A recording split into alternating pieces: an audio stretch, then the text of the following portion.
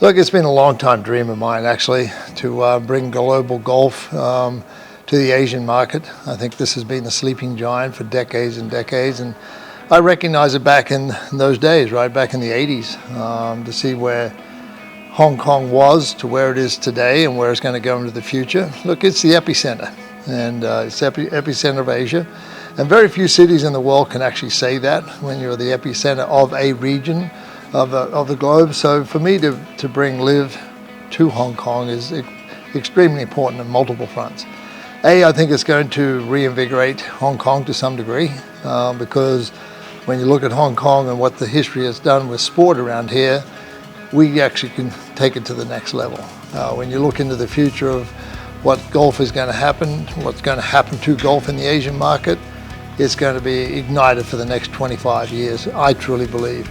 So to be able to bring it here and showcase 48 of the best players in the world in the team format, I know Hong Kong's going to embrace it like Australia embraced it back in 2023.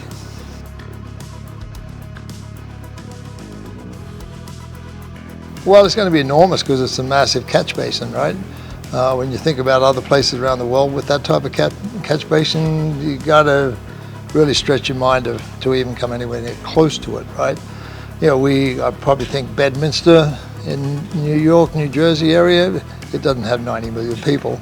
So very excited about that. So from a marketing standpoint and the opportunities for Hong Kong Golf Club, opportunities for the Hong Kong government, to be able to capitalizing on that for the GBA area, it's just, when you think about it, it's kind of endless thoughts can go through it.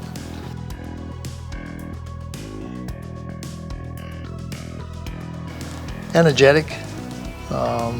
Our platform's so different than any other, whether it's the DP World Tour or the PGA Tour. It's different, and that's why we always recognize that opportunity that golf has finally been looked upon as an asset class, and being looked upon as an asset class that you've got private equity coming in. So to have that ability to show a totally different platform, which is what LIV Golf is all about, I use that one word, is just the energy of it. In a very, very short period of time, we've reduced the viewing demographic from 67.5 down below 45. When you think about what we've done in 16 months, it's been nothing short of miraculous. But at the same time, it tells you that's exactly what the golfing market's been looking for, because it's been stuck in a box for a long, long period of time, 53, 54 years.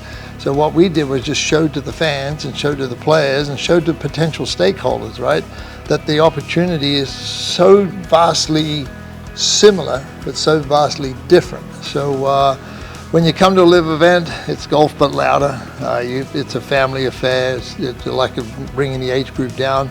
It's a shotgun start. It's over and done within 4.5 hours, 5 hours. Then we can move into the concert. So it becomes a very condensed, fun, entertainment atmosphere.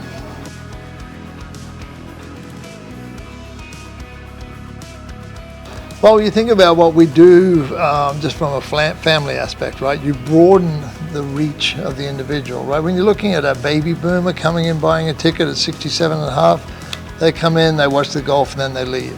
What we do is we broaden our reach right across. We bring the kids in, we entertain the kids. So that impact across the board. I know what we did for another country last year. Our economic impact value was in excess of 9 figures. So when you think about that quality of product that we can deliver to a city or to a region or to a state, it speaks volumes. And what we're seeing now in this short period of time is the engagement of tourism departments, engagement of government officials to see, because of that impact level that we have.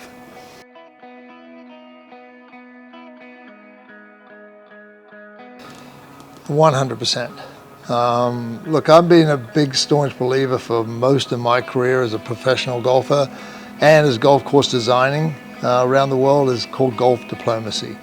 And I don't mean that any other way, that golf is a connector of a lot of different ideas and thoughts, and whether it's from an economic standpoint or from whether it's a sporting standpoint, or even sitting down and talking about other opportunities. I know my home country of Australia and Saudi Arabia work extremely well together. So when I see those opportunities that go beyond, but you know what the connector is the game of golf. It's a very valuable lesson for a lot of people in life to learn from and to understand about how you can make it work. And I'm proud of the fact that Hong Kong and KSA have a great relationship. It's just no different than KSA and all the other countries around the world that they do business with.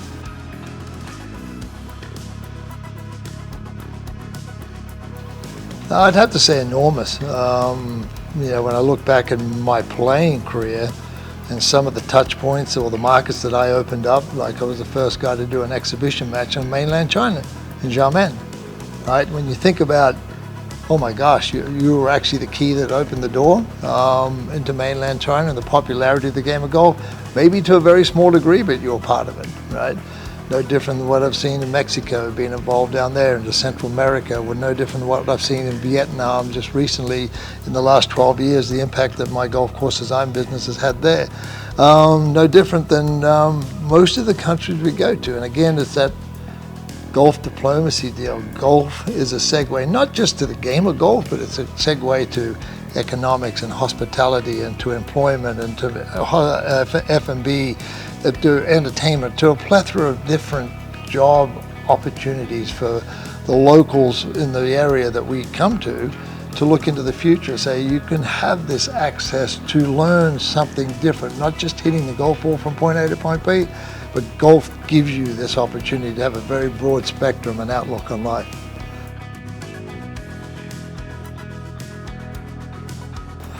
Well, look, I just want to thank the fans in general. I think all the fans around the world who love the game of golf, you're actually going to see a different platform, you're going to see a different energy. We actually create the whole thing. 48 players come, we take everyone with us everywhere around the world we go. We do our own production, so you, the fans, are the benefactor of it, and I look forward to seeing as many as I possibly can come March of 2024.